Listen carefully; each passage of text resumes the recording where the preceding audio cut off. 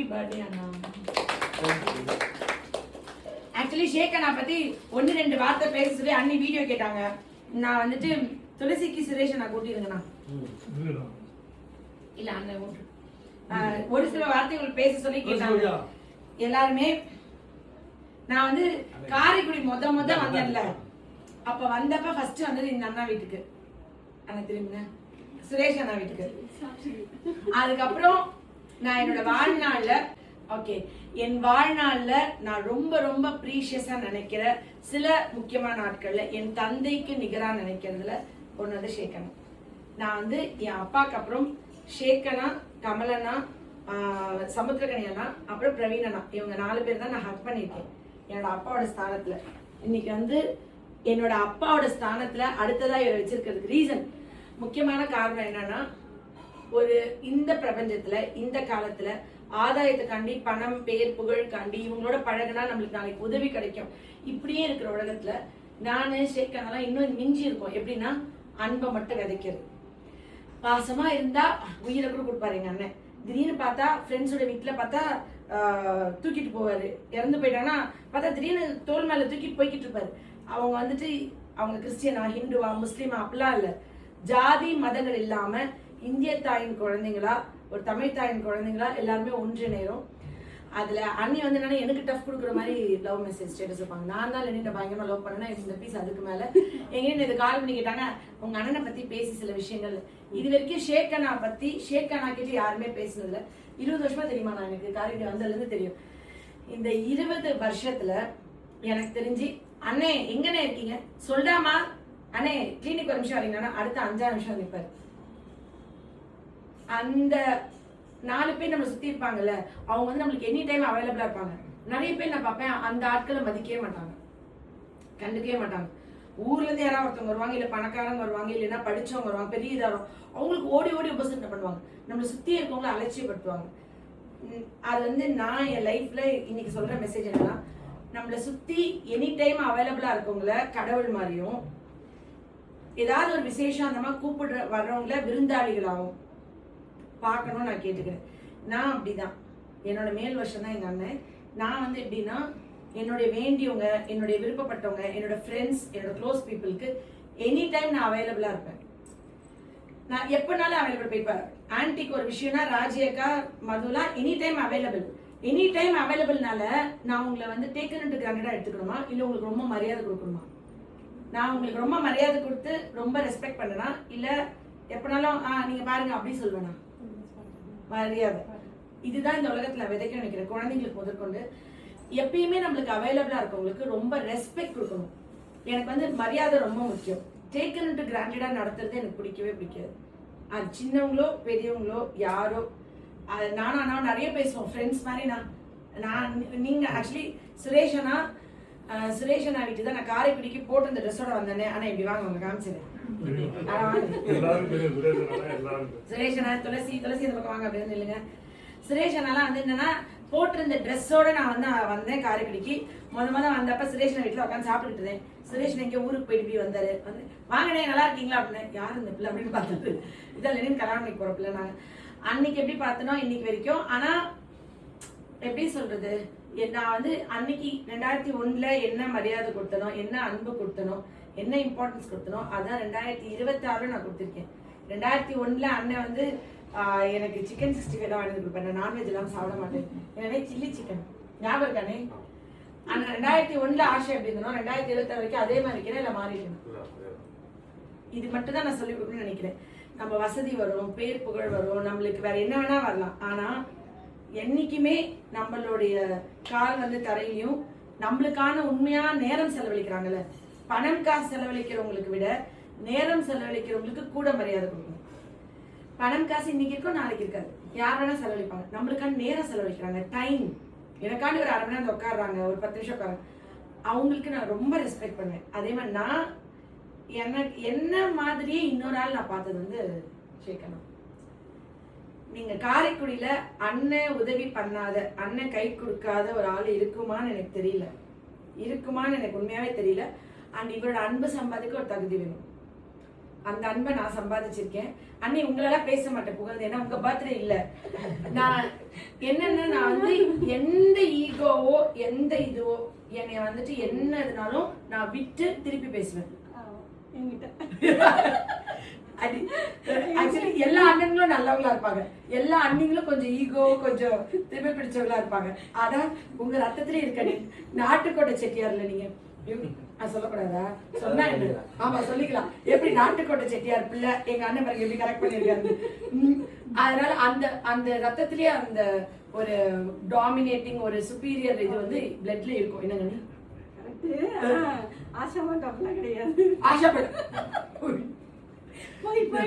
நான் வந்து என்ன பண்ணாலும் என்ன அவங்க கோவமா திட்டா கூட பேசிட்டா கூட அடுத்த நிமிஷம் நான் பேசுவேன். நான் பேசாம இருந்திருக்கேன். நான் வந்து நல்லா பேசுவேன். நான் யார் என்கிட்ட வந்து ரொம்ப நல்லா எல்லார்கிட்டயும் அப்படிதான். நீ நான் வந்து ஃப்ரெண்ட்ஸ் க்ளோஸா இருக்கிறேன். உங்ககிட்ட அப்படிதான். நானா கொஞ்சம் வந்துட்டு என்னன்னா ரொம்ப க்ளோஸா இருக்காங்க அண்ணா சன்னிஸ் தான். நான் ஒரு தடவை அண்ணான்னு கூப்பிட்ட ஒருத்தவங்கள நான் என்னோட கடைசி மூச்சு வரைக்கும் அண்ணாவா தான் கூப்பிடணும்னு நினைச்சிருக்கேன். நான் அண்ணான்னு கூப்பிட்டுட்டு நான் இப்ப அவங்களோட பேச்சுவார்த்தையே இல்லை, நான் பிரிஞ்சுட்டேன்னு என்னுடைய 42 வயசு யாருமே இல்லை. 8th ஸ்டாண்டர்ட்ல பிரவீன் நான் அண்ணான்னு கூப்பிட்டேன். 2001 சுரேஷ் அண்ணான்னு கூப்பிட்டேன். ஷேக் அண்ணா கூப்பிட்டேன். நான் வந்து அந்த உறவுகள் எல்லாம் மட்டும் எவ்வளோ பிரச்சனை வந்தாலும் கொஞ்சம் கேப் விட்டுருவேன். மனசு செட் ஆகலைன்னா விட்டுருவேன். ஆனா திரும்பி கண்டிப்பா நானே பேசிடுவேன், நானே பழகிறேன். ஆமா தானே? நான் வந்து நானே பேசிடுவேன் நானே. ஆனா அண்ணன்கிட்ட பேசாம நான் இருந்ததே இல்லையே. சுரேஷ் அண்ணன்ட்ட துளசிட்டு நான் யார்கிட்டயுமே சண்டை போட்டு 6 மாசம் 1 வருஷம் இல்ல 1 நாள் 2 நாள் பேசாம இருந்ததே கிடையாது. நான் அப்படி நான் உடனே பேசிடுவேன். நான் உடனே பேசுவேன். எனக்கு வந்து இந்த ஒரு ஸ்பெஷல் டேல கடவுளுக்கு நான் நன்றி சொல்றேன். ஷேக்கண்ணா மாதிரி எனக்கு நிறைய அண்ணாஸ் இருக்காங்க, பட் இப்படி ஒரு குட் சோலை எனக்கு கொடுத்ததுக்கு. எப்படின்னா பக்கத்துல வந்துட்டு ஒரு பெண் நடந்து போகும்போது சுத்தி பஞ்ச பாண்டவர்களுக்கு நல்ல ஒரு தங்கச்சி நடந்து போனா எப்படி இருக்கும்? அதெல்லாம் எங்க அண்ணன் பாருங்க அப்படியே அகண்ட தோல். போன ஜென்மத்துல நீங்க தான் பெரிய ராஜாவா இருந்திருப்பீங்களா? படை தளபதி. இந்த பாருங்க அகண்ட தோள்பட்ட 6 அடி உயரம். அந்த ஃபிட்னஸ் எல்லாம் பாத்தீங்கன்னா இந்த தொப்பையை மட்டும் கொஞ்சம் உள்ள இழுத்து பிடிச்சோம்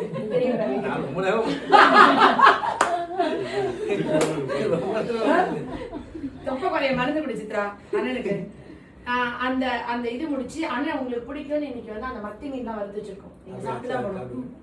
எங்க அண்ணன் சாப்பிட்டு அந்த எலும்பெல்லாம் மென்னு கடைசியில் குட்டியோண்டு திருப்பி வச்சிருப்பாரு. அது வந்து ஒரு ஹாப்பியா இருக்கும்.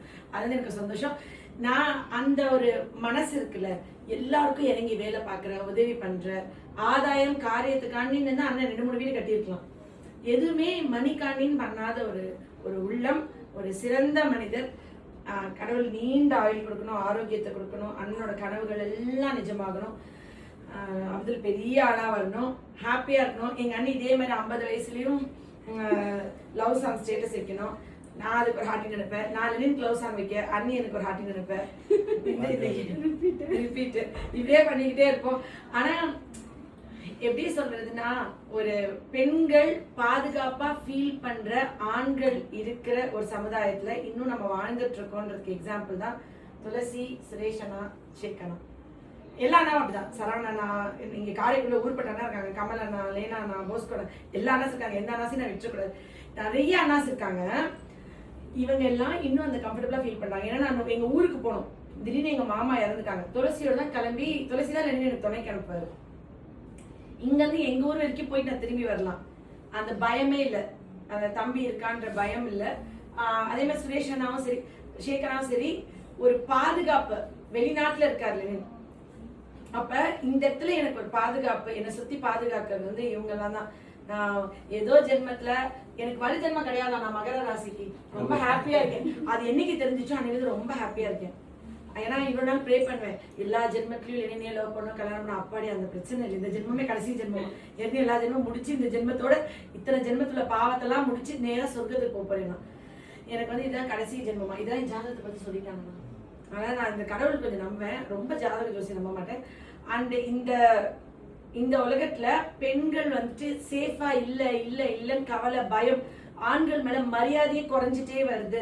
என்ன ஆன பார்த்தாலும் ஐயோ அவங்க பேட் டச் பண்ணிடுவாங்களோ, ஐயோ அவங்களோட தனியா போறது, ஐயோ அவங்க தப்பா பேசணும், அந்த மாதிரி எதுவுமே இல்லை. நானும் ஷேகராவும் கதை பேசுவோம், திடீர்னு நாங்க வாக்கிங் ஒரு நாள் போனோம், ஆனா வாங்கினேன் அப்படின்னு நடந்துட்டே பேசுவோம், சினிமா பேசுவோம், அரசியல் பேசுவோம், உலகத்தை பத்தி பேசுவோம், மக்களை பத்தி பேசுவோம், எல்லாத்த பத்தி பேசிட்டே இருப்போம்.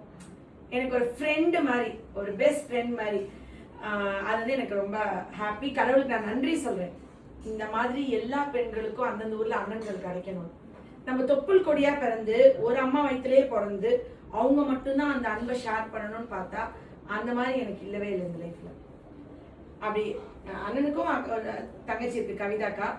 கவிதாக்காக்கு என்ன பண்ணுவாங்க அதே தான் எனக்கும் பண்ணுவாங்க. என்னன்னு அதுதான் அவங்களும் வந்து எப்படி சொல்றது, ஒரே அம்மாவுக்கு தான் பிறந்திருக்கணும், அவங்க மட்டும் தான் எல்லாம் ஷேர் பண்ணிக்கணும், அன்பா இருக்கணும்னு இல்லை. இந்த உலகத்துல எந்தெந்த அம்மாக்குன்னா பிறந்திருக்கலாம், ஆனா இதுக்கு முன்னாடி நம்ம வாழ்ந்தோம்ல அந்த ஜென்மங்கள், அந்த ஜென்மத்துலலாம் இவருக்கு மகளா பிறந்திருப்பேன், அவள் தங்கச்சியா பிறந்திருப்பேன், துளசிக்கு அப்பயே அக்காவா தான் பிறந்திருப்பேன், அப்பயே நான் திட்டி ஸ்ட்ரிக்டா தான் இருந்திருப்பேன். அவன் ஒவ்வொரு ஜென்மத்துல ஒவ்வொன்றா பிறந்திருக்கும்ல, அந்த மாதிரி நான் பிறந்தது தான் இந்த ஜென்மத்துல கனெக்ட் ஆகுறோம், என்னை பாத்துக்கிறாங்க. இது வந்து இந்த ஜென்மத்திலே ஸ்டார்ட் ஆயிருக்க வாய்ப்பே இல்லை. நீங்க என்ன நினைக்கிறீங்க? அப்படி ஒரே என்னோட 23 வயசு வரைக்கும் எனக்கு யாருனே தெரியாது சேக்கனா.